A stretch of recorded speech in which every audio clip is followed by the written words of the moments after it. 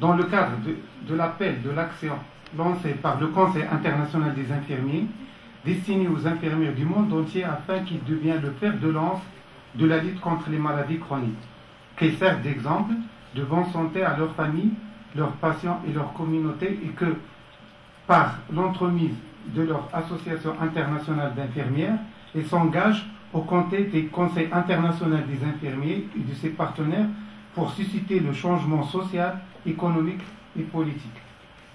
État des lieux: augmentation du nombre de maladies chroniques des faits de la conjonction de deux facteurs, les progrès scientifiques et le vieillissement de la population, augmentation de l'espérance de vie, augmentation très importante de l'incidence.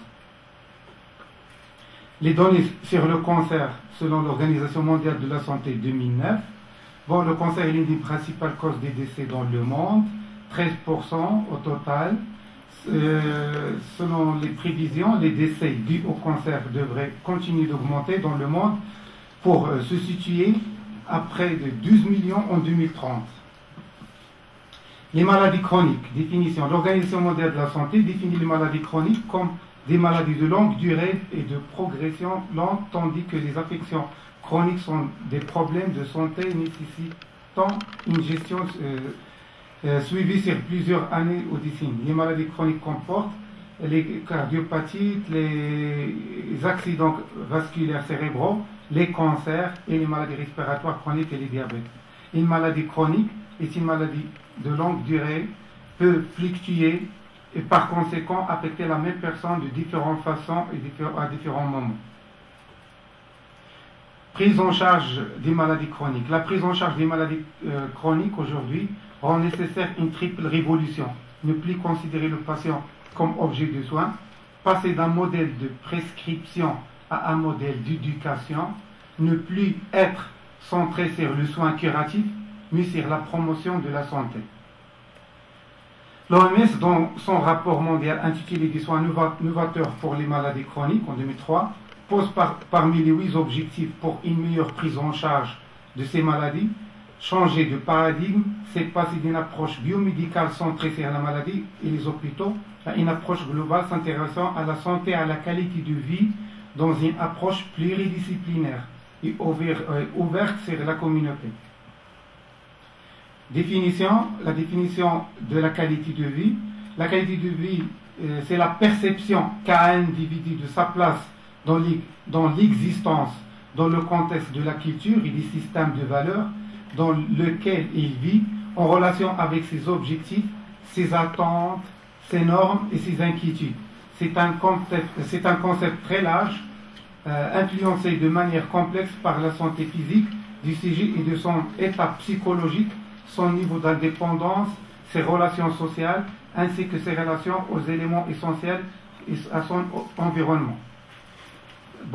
Concernant la dimension de la qualité de vie, la qualité de vie générale porte généralement ces 3 dimensions, c'est ce qu'on vient de définir. La santé psychologique et bien-être, émotion, état affectif positif. La santé physique, les capacités fonctionnelles, et le relationnel et les activités sociales et le bien-être matériel.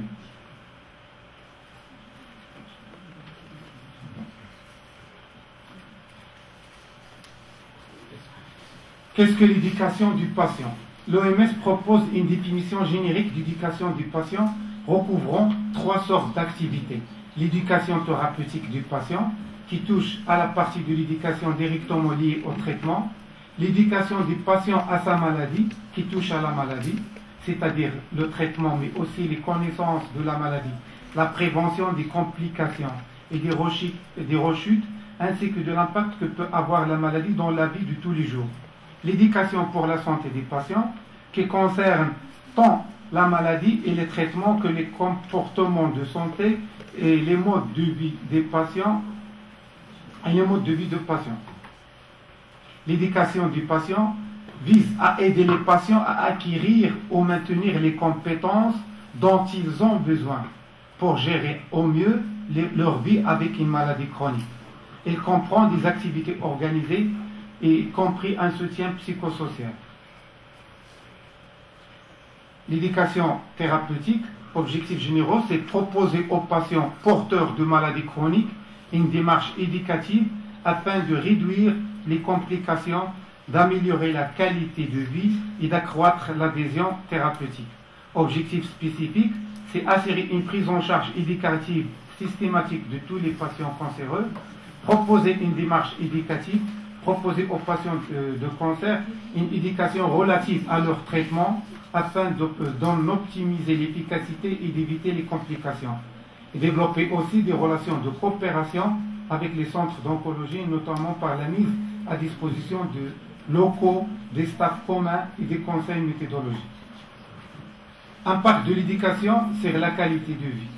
Au plan individuel, une meilleure communication dans la relation de soins, une plus grande participation des patients aux décisions médicales, l'intervention d'éducateurs pour la santé en amont de la consultation. Les enjeux stratégiques, sensibiliser et former les professionnels du secteur sanitaire et social à la prise en charge globale des personnes atteintes de maladies chroniques et de leur entourage, c'est-à-dire formation initiale, formation continue des professionnels de santé. Développer la recherche, notamment la recherche appliquée dans 3 domaines. Les études de besoins d'éducation pour la santé dans des différents groupes de population, les analyses des processus éducatifs mis en œuvre dans les programmes, l'évaluation des effets des programmes et généraliser aussi l'éducation des patients de proximité. Compétences infirmières. Compétences. Quel que soit le modèle de soins chroniques utilisé, les infirmières jouent un rôle essentiel. Ils doivent disposer de connaissances, des compétences et des attributions requises pour pouvoir faire valoir le potentiel de leur contribution. Il est nécessaire de mettre en place des programmes d'éducation et de formation pour préparer les infirmières et les travailleurs de la santé à faire face au changement des fardeaux de la maladie. Le type d'éducation de formation nécessaire se prête à l'apprentissage multidisciplinaire et interdisciplinaire.